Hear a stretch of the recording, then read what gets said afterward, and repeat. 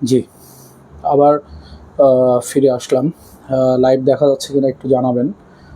প্রচণ্ড নেটের সমস্যা আজকে।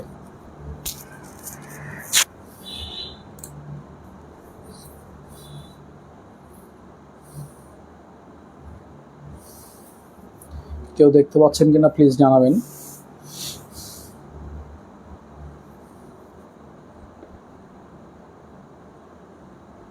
হ্যাঁ, যারা লাইভে আছেন সাউন্ড ক্লিয়ার আছে। আমি লাইভটি শুরু করছি আবার। আমি সুনির্মল সরকার পান্না, সবাই জানেন, advocate, supreme court Bangladesh, high court division. আজকে আমাদের যে টপিকটি সিলেক্ট করেছি সেটি হচ্ছে যে জেলে না গিয়েও সাজা খাটা যায়। বাংলাদেশে প্রচলিত আইনগুলোর মধ্যে সুন্দর একটি আইন আছে। সেই আইনটি হচ্ছে, আজকে এই যান্ত্রিক বিভ্রাটের কারণে একদম প্রস্তুতি ছাড়াই আমাকে লাইভটি করতে হচ্ছে। সেটি হচ্ছে যে the probation of offenders ordinance 1960, অর্থাৎ 1960 সাল থেকে এই আইনটি প্রচলিত আছে, কিন্তু বাংলাদেশে ইতিপূর্বে পরিচিতি ছিল না সেইভাবে, এবং সেইভাবে প্রচলনও ছিল না, যার কারণে আইনজীবীরা এবং বিচারকগণ কেউই প্রয়োগ করতেন না এটি। বর্তমানে বহুল প্রচলিতভাবে এটি প্রয়োগ হচ্ছে। তো এটি 1960 সালের একটি আইন হলেও কিছুদিন আগে, যেটি আমার যদি ভুল না হয় তবে বলা যায় যে 2021 সালের দিকে, আমাদের বাংলাদেশ বিচার বিভাগের একজন আইন কর্মকর্তা, একজন বিচারক, জনাব সাইফুল ইসলাম স্যার, যিনি বর্তমানে যুগ্ম জেলা ও দায়রা জজ, বর্তমান রাজশাহীতে অতিরিক্ত চিফ জুডিশিয়াল ম্যাজিস্ট্রেট হিসেবে উনি কর্মরত আছেন। উনি একটি বই লিখেছেন, প্রবেশন এবং প্যারোল। এই বইটি লেখার পরে, ওনার রিসার্চের পরে, পুরো বাংলাদেশে একটি আমূল পরিবর্তন আসে এই প্রবেশনের। তো প্রবেশনটা কি, প্রবেশনের উদ্দেশ্য কি, আজকে আমরা এগুলো জানব। প্রবেশন হচ্ছে এমন একটি কর্মপদ্ধতি যা বিচারিক উপায়ের ভিতরে, বিচারিক কার্যপদ্ধতি যার ভিতরে অভিযুক্ত ব্যক্তিকে, যদি তার সাজা হওয়ার সম্ভাবনা আছে বা সাক্ষী প্রমাণ অন্তে তার সাজা হচ্ছে আদালত মনে করেন, তবে তাকে জেলে প্রেরণ না করে বিভিন্ন রকম শর্তসমূহ দিয়ে তাকে জেলে না পাঠিয়ে কিছু শর্ত সাপেক্ষে তাকে এই সাজা পূরণ করার কিছু শর্ত দিয়ে থাকেন, এবং সে যদি সেই শর্তসমূহগুলো পূরণ করতে পারেন তাহলে তাকে অব্যাহতি প্রদান করা হয়। তো এই প্রবেশনের আমাদের যে উদ্দেশ্য সেটি হচ্ছে যে আদালতের প্রতি মামলার চাপ কমানো, সরকারের ব্যয়ভার কমানো, এবং মানুষকে তার বিভিন্ন রকম অপরাধ থেকে সংশোধন হওয়ার সুযোগ তৈরি করে দেওয়া।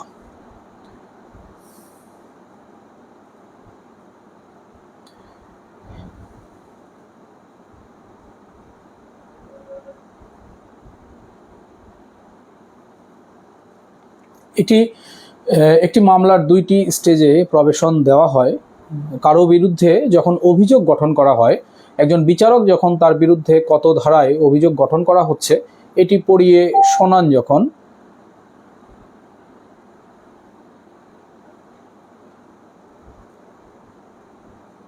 সেই সময় আসামিকে সুযোগ প্রদান করা হয়। সে তখন যদি আসামি বলেন যে আমি অনুতপ্ত, আমি এই ধরনের অপরাধ ভবিষ্যতে আর করব না, আমাকে সংশোধন করার, শুধরানোর আমাকে সুযোগ প্রদান করা হোক, বিচারক যদি ন্যায়সঙ্গত মনে করেন যে হ্যাঁ, তার এই লঘু দণ্ড দিয়ে তাকে জেলখানায় পাঠালে তার মানসিক পরিবর্তন হতে পারে আর সে আরও অপরাধের সাথে সংযুক্ত হতে পারে, তখন বিচারক সেইটি লিপিবদ্ধ করে, কারণগুলো লিপিবদ্ধ করে তাকে প্রবেশনে কিছু শর্ত জুড়ে দেন।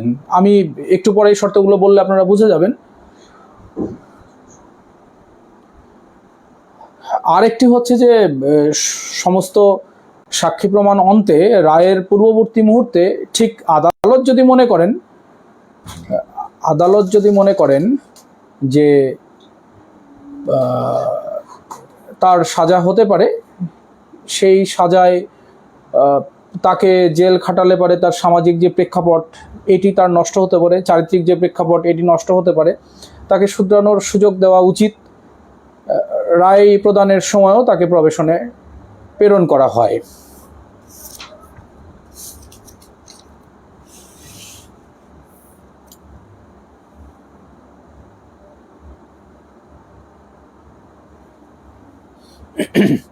এখন প্রবেশন কখন হতে পারে বা কোন কোন আইনে হতে পারে? প্রথমেই একজন বিচারক, আমরা যখন মামলা পরিচালনা করি, আমরা যখন কোনো আসামি পক্ষে আদালতের কাছে কোনো বক্তব্য পেশ করি, আমরা বলি যে এই আসামি পূর্ববর্তী কোনো অপরাধের সাথে জড়িত হয়নি, সে একটি লঘু অপরাধের সাথে জড়িত হয়েছে। তাকে যদি একটা সুযোগ দেওয়া হয়, সে তার ভবিষ্যৎ জীবনে উন্নতি করতে পারে, সংশোধন হতে পারে, তার পরিবার পরিজনকে নিয়ে সে ভালো থাকতে পারে।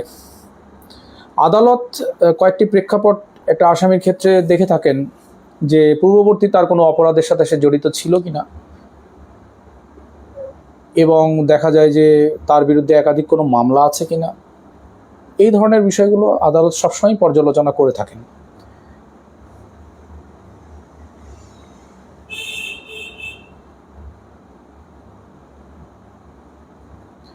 একটি ছোট্ট গল্প বলি। আমারই একটি মামলা, এই মামলার আসামির নাম যেটি ছিল সেটি উজ্জ্ব রাখছি। আমি একটি কাল্পনিক নাম, রহিম নামে একটি কাল্পনিক নাম আমি বলছি। তার কাছ থেকে সে হিরোইন সেবনের অভিযোগে অভিযুক্ত হয় এবং একটি পর্যায়ে সে এই হিরোইন সেবন করতে করতে তার মানসিক ভারসাম্যহীন হয়ে পড়ে। সে বাজারে প্রায়শই মানুষকে গালিগালাজ করত এবং পুলিশ দেখেও সে গালিগালাজ শুরু করে এবং তার কাছ থেকে পুলিশ তাকে ধৃত করে এবং তার কাছ থেকে এক পুরিয়া হিরোইন উদ্ধার হয়।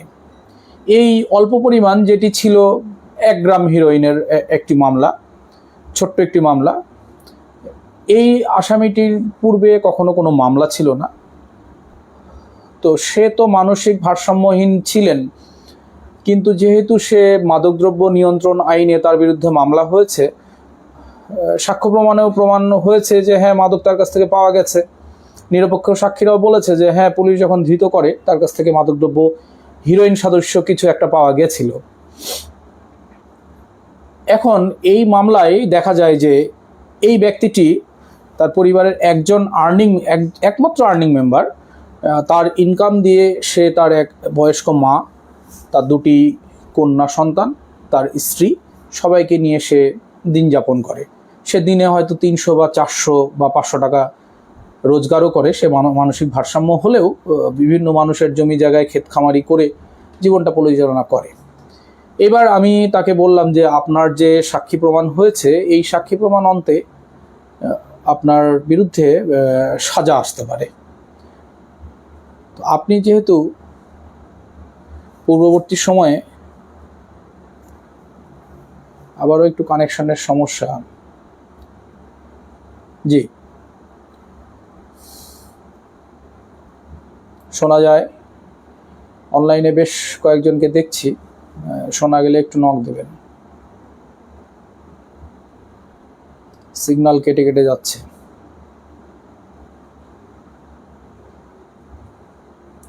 আমি দেখছি যে আমাদের অ্যাডভোকেট মোহন কুমার শাহ, আমি কাকু বলে ডাকি, ওনাকে দেখা যাচ্ছে।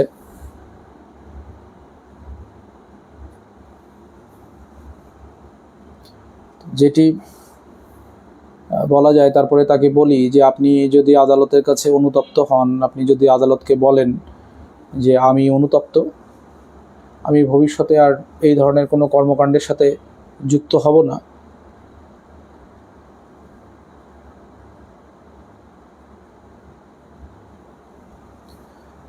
ভবিষ্যতে আর এই ধরনের কোনো কর্মকাণ্ডের সাথে আমি যুক্ত হব না, তাহলে আদালত হয়তো আপনাকে কিছু শর্ত দিয়ে আপনার সাজা আপনার বাড়িতে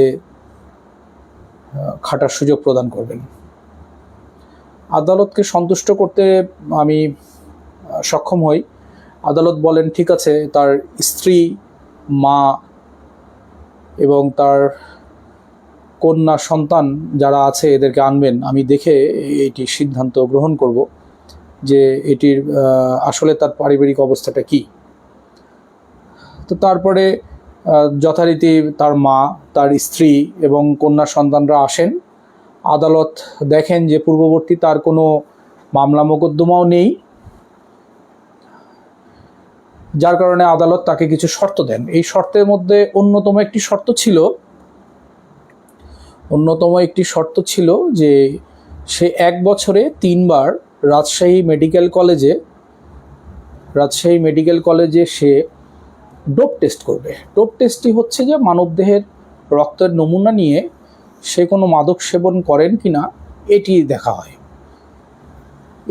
হয় এবং তাকে শর্ত দেওয়া হয়েছিল যে 1 বছরে সে 3 বার এই ডোপ টেস্ট করবে এবং 3 বার যদি সে এই ডোপ টেস্টের মাধ্যমে উত্তীর্ণ হয় যে না, সে আর মাদক সেবন করে না, এবং এই 1 বছরের ভিতরে তার আর কোনো মামলা মোকদ্দমা যদি না হয়, এইগুলো যদি সে আদালতকে আশ্বস্ত করতে পারে, তবে তাকে নিঃশর্ত অব্যাহতি প্রদান করা হবে। এখন আদালত এই আদেশটি যখন দেন, এই আদেশটি তো আদালতের পক্ষে তার বাড়ি গিয়ে বা সমাজে গিয়ে দেখা সম্ভব হয় না যে সে আসলে মাদক সেবন করছে কিনা, সে মাদক বিক্রির সাথে জড়িত আছে কিনা, সেটি দেখার জন্য প্রবেশন কর্মকর্তা নামের একজন কর্মকর্তা থাকেন, এক বা একাধিক। এখন বাংলাদেশে প্রত্যেকটি জেলায় আদালতে প্রবেশন কর্মকর্তার দপ্তর থাকেন।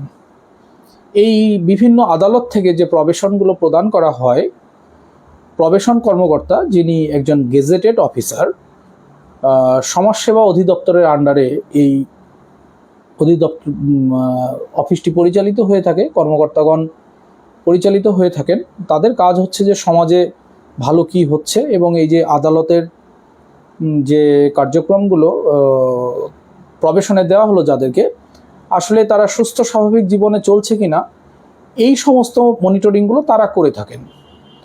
তো আমার সেই আসামিটি দেখা গেল যে 1 বছরে সে 3 বার ডোপ টেস্ট করেছে এবং ডোপ টেস্টে সে উত্তীর্ণ হয়েছে যে সে আর মাদক সেবন করে নাই। এই যে সে মাদক সেবন করেনি এবং সে কোনো মাদক কারবারের সাথেও জড়িত হয়নি, তার কাছ থেকে কোনো মাদকও পাওয়া যায়নি, এলাকাতেও সে কোনো মাদক সেবীদের সাথেও জড়িত হয়নি। এই রিপোর্টটি 1 বছর যখন সে এই যে একটি তার জীবনের আমূল পরিবর্তন আসলো, যে একটি সময় দীর্ঘদিন ধরে সে মাদক সেবন করত, মাদক সেবন করার পরে এই আদালত যে তাকে সুযোগ দিল, তার যে একটি চিন্তাভাবনা এলো মাথার ভেতরে যে আমাকে ভালো হতে হবে, আমাকে আর মাদক সেবন করা যাবে না, এই ক্ষেত্রে মাদক সেবন করা যাবে না। সে যখন দেখলো, তার ভিতরে সৃষ্টিকর্তার অশেষ কৃপায় সে কিন্তু শুধরে গেল এবং সে আর মাদক কারবারের সাথেও জড়িত হলো না, কোনো মাদক সেবনের সাথেও জড়িত হলো না। আদালত তাকে নিঃশর্তভাবে অব্যাহতি প্রদান করলেন। এই নিঃশর্ত অব্যাহতির কারণে বলা যেতে পারে সোজা বাংলা কথায় যে সে খালাস পেলেন। এটিকে যদিও আইনের ভাষায় খালাস বলা হয় না, অব্যাহতিই বলা হয়, নিঃশর্ত অব্যাহতি বলা হয়। এখন আমাদের দেশের প্রেক্ষাপট অনুযায়ী এই প্রবেশন কতটুকু গুরুত্বপূর্ণ। আমাদের দেশ একটি স্বল্প আয়ের দেশ এবং প্রচুর মানুষ এই অপরাধের সাথে সংযুক্ত। বিশেষ করে দেখা যায় যে শিশু কিশোর যাদের বয়স এখনো 18 বছর পুরেনি, তারা বিভিন্ন দুষ্ট চক্রের সাথে মিশে মাদক সেবন, ইপটিজিং, চুরি,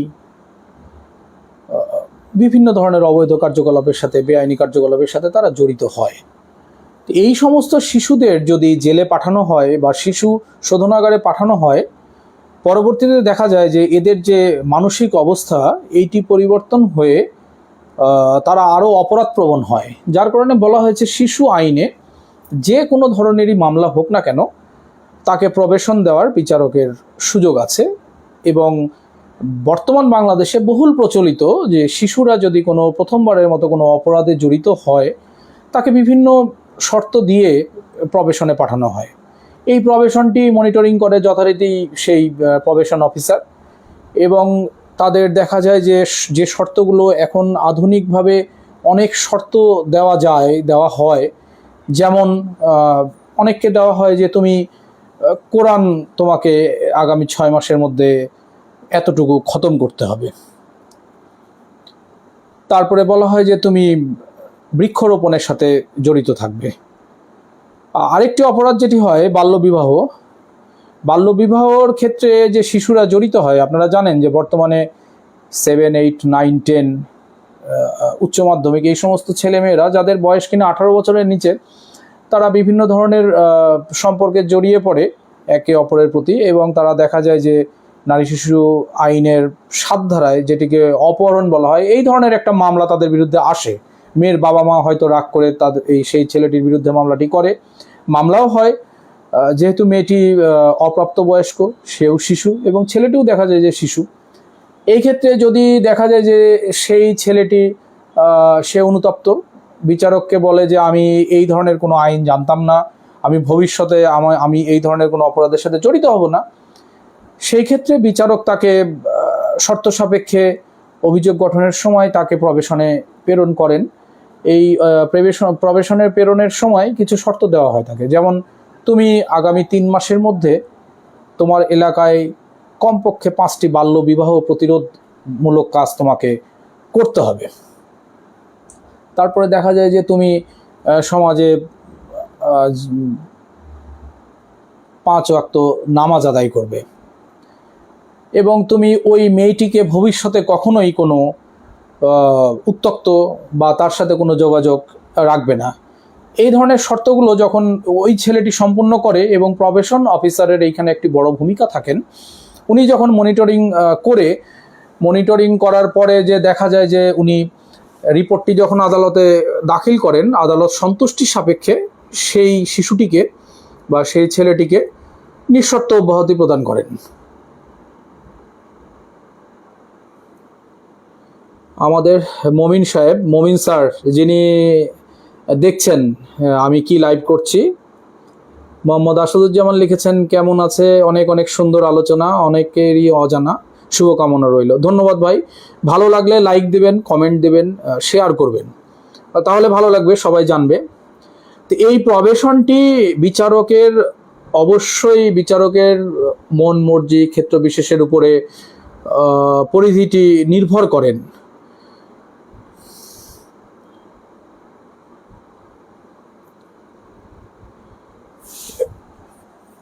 এরপরে আমরা দেখি অনেক সময় যে যৌতুকের কারণে মেয়েরা নির্যাতিত হয়, যৌতুকের মামলা হয়। যদি সেই ছেলেটি আদালতকে আশ্বস্ত করে যে না, আমি এই স্ত্রীকে নিয়ে সংসার করতে চাই, এবং সেই ছেলে বলে যে আমি তাকে স্ত্রীর মর্যাদা দিয়ে আমি তাকে সংসারে রাখতে চাই, ভবিষ্যতে তার কাছে কোনো যৌতুক বা নির্যাতন আমি দাবি করব না, এই ক্ষেত্রেও শর্ত সাপেক্ষে মামলাটি চলমান রেখে আদালত তার কাছ থেকে মুসলেকা গ্রহণ করে যে হ্যাঁ তুমি মুসলেকা প্রদান করো আদালতে, সে মুসলেকা প্রদান করে একটি নির্দিষ্ট সময়ের পরে অব্যাহতি পায়। এখন বলা যায় যে কোন কোন মামলায় বা কি কি ধরনের সাজার মামলায় প্রবেশন হতে পারে। প্রবেশন যে কোনো মামলায় হতে পারে আদালত মনে করলে, এটির কোনো বাধা নেই। তবে 2 বছর পর্যন্ত সাজার যে মামলাগুলো আছে বাংলাদেশের প্রচলিত আইনে 2 বছর পর্যন্ত সাজা হতে পারে, এবং পূর্ববর্তী তার কোনো মামলা থাকে না, সেই আসামিটির, এই সব ক্ষেত্রে আদালত বেশি বিবেচনা করেন তাকে প্রবেশনে প্রেরণ করার। আর মহিলাদের ক্ষেত্রে যে কোনো মামলায় প্রবেশনে প্রেরণ করার সুযোগ আছে, প্রবেশন প্রদান করেন তাদেরকে। এখন পরিশেষে বলা যায়, আমি যেটি বলতে চেয়েছিলাম যে জেলে না গিয়েও সাজা, আমরা যেমন জানি যে ইটালিতে যদি কোনো অভিবাসী সেখানে অবৈধভাবে প্রবেশ করেন, তাকে ধৃত করে ইটালির যে জেল ব্যবস্থা, তাকে একটি সাইকেল দেওয়া হয়, একটি সিম কার্ড দেওয়া হয়, নির্দিষ্ট সময়ের জন্য কাজ করার সুযোগ দেওয়া হয়। কারণ সেই দেশের রাষ্ট্র যে ব্যবস্থা যে তুমি কর্ম করো, তুমি কর্ম করে তুমি কিছু টাকা আর্ন করো, আবার আবার যে আমাদের যে কারা সিস্টেম আছে সেখানেও এসে তুমি আবার থাকো। তো আমরা সবসময় প্রায়শই বলে থাকি যে আমাদের এই আইনি প্রেক্ষাপট থেকে যে আমাদের সুযোগগুলো অনেক কম, অনেক ব্যারিয়ার্স। তো আমাদের দেশেও 1960 সালের এই প্রবেশন আইন যেটি আছে, এটির প্রচলন একসময় ছিলই না এবং অনেকেই জানে না।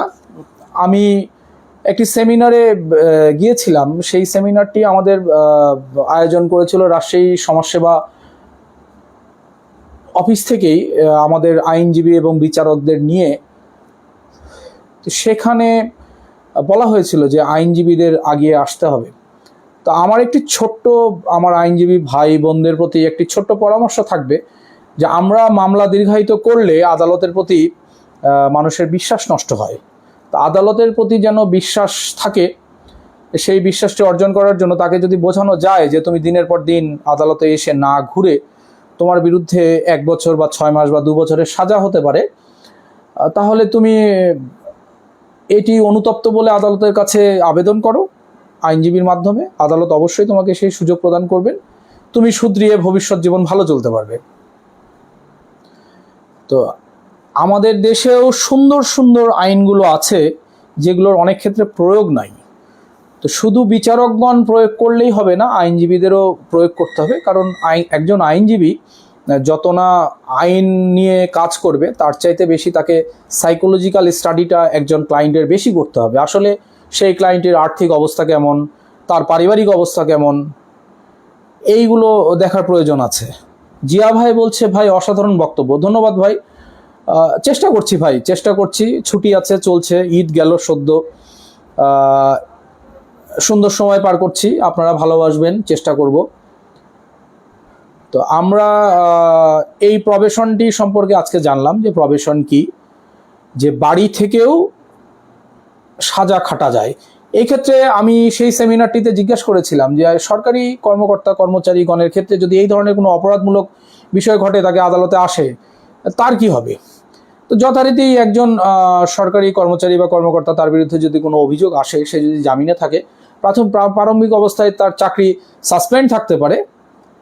এবং সেই ব্যক্তি তার যদি ছোট কোনো লঘু দণ্ডের কোনো মামলা মোকদ্দমা হয় এবং প্রথমবারের অপরাধ হয়, সে যদি অনুতপ্ত হয়, আদালতকে আশ্বস্ত করেন যে না, আমি ভবিষ্যতে আমার ভবিষ্যৎ আছে, আমি একটি চাকরি করি, আমার চাকরিটি অনেক কষ্ট করে পেয়েছি, আমার ভুল হয়েছে, আদালত তাকে যদি সুযোগ প্রদান করেন, যে কোনো ধরনের শর্ত জুড়ে দেন, তাহলে পরে